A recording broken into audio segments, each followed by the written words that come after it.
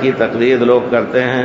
ہم یہ کہتے ہیں کہ تقلید کا وجود اسلام میں نہیں ہے، اس کو اتباع سے کہیے. آپ اتباع اس طرح کے، اللہ تعالیٰ نے کہا ہے فَاسْأَلُوا أَهْلَ الذِّكْرِ إِن كُنتُمْ لَا تَعْلَمُونَ. ہم ایک عام آدمی ہیں، ہمیں مسئلے کی ضرورت پڑی تو اہل علم سے پوچھیں. وہ اہل علم کون ہے؟ جو ذکر قرآن والے اور حدیث والے ہیں. بے شک اس میں کوئی شک نہیں. یہی بات ہمارے ائمہ نے تاکید کر کے ہر ایک کے ساتھ کہی ہے. کہا ہے کہ جہاں حدیث صحیح مل جائے وہی میرا مذہب ہے. تو اسی وجہ سے میں کہتا ہوں کہ ہندوستان کے علماء، پاکستان کے علماء اپنے کو حنفی کہتے ہیں. حنفی نہیں ہے، وہ دیوبندی ہو سکتے ہیں لیکن حنفی نہیں ہے. کیوں؟ کیونکہ امام ابو حنیفہ کے اصول فقہ کے بھی قائل نہیں اور نہ اصول عقیدہ پر. امام ابو حنیفہ کا عقیدہ جا کر کے پڑھیے، وہ اللہ کھل کر کے کہتے ہیں کہ جو شخص کہتا ہے اللہ عرش پر نہیں وہ کافر ہے. ہم نہیں آپ کو کافر کہہ رہے، امام صاحب کافر کہہ رہے ہیں. جو شخص کہتا ہے اللہ عرش پر نہیں. اب اس وقت بھی اکثر جتنے ہوں گے کہتے ہیں اللہ تعالیٰ ہر جگہ، یہاں بھی بیٹھا ہے وہاں بھی بیٹھا ہے. معراج کس لیے ہوئی تھی؟ تو اس دن جا کر کے اللہ عرش پہ بیٹھ گیا تھا، معراج ہوئی. معراج کا قصہ بھی بیان کرتے ہیں ہمارے بھائی لوگ، لیکن کس عقیدے کے تحت؟ اور رات میں اترنے کا بھی عقیدہ ان کے پاس نہیں ہے کہ اللہ تعالیٰ اتر کے پکار رہے ہیں. تو کس طرح اللہ کو سے وہ مانگیں گے رات میں؟ کیا چیز مانگیں؟ اللہ تو بغل میں بیٹھا ہوا ہے، رات کا انتظار کیوں کریں گے؟ صبح آپ مانگ لیجئے، شام کو مانگ لیجئے. لیکن رات کا ایک خاص وقت جو پیارے رسول نے بیان فرمایا، اللہ تعالیٰ کا خاص نزول ہوتا ہے اور اس میں وہ طلب کر رہا ہے کہ بندو مجھ سے طلب کرو میں تمہیں دوں گا. بہت خامیاں ہیں بھائیوں یقیناً اس تقلید میں، خاص طور پہ ہندوستان پاکستان کی حنفی مذہب کی تقلید میں بہت خامیاں ہیں.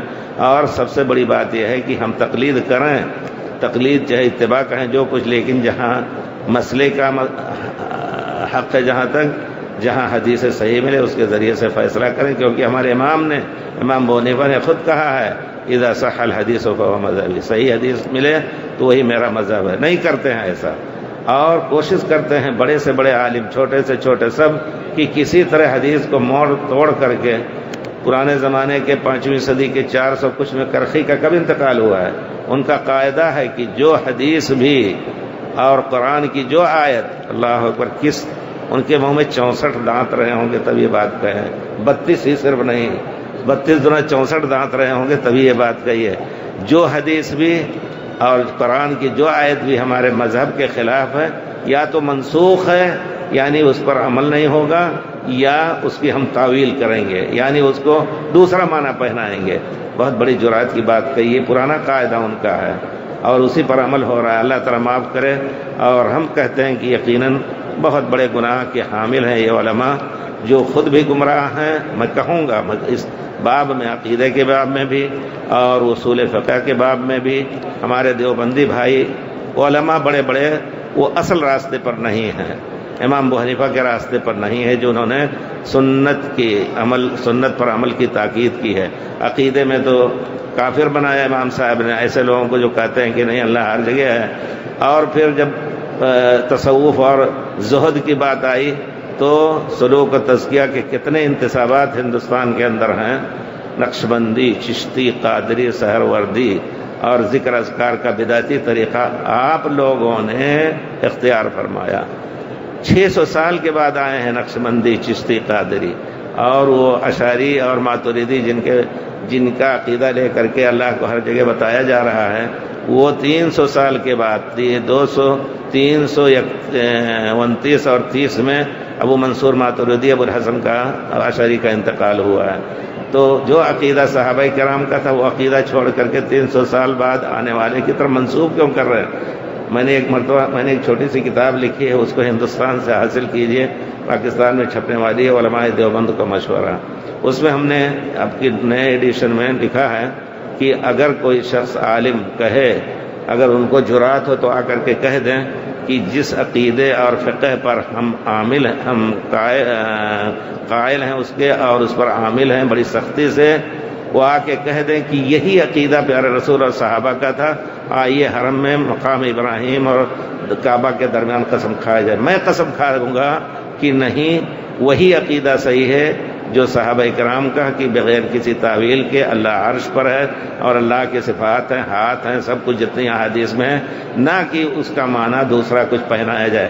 کیا جرات ہے کسی عالم کے اندر یہ بات ہماری پہنچائیے گا کسی کو کہ وہ کہہ دیں کہ نہیں ہم جو جس عقیدے اور عمل پر ہیں وہی پیارے رسول کا طریقہ تھا. نہیں کر سکتے. اگر دل میں ایمان کا شمع ہے تو ایسے کوئی قسم کھا سکتا ہے، لیکن نہیں کھا سکتے کیونکہ وہ بعد میں آنے والوں کی طرف منسوب ہے ان کا عقیدہ. ہمارا عقیدہ محمدی اور سلف، پیارے رسول نے خود اپنے کو کہا سلفی.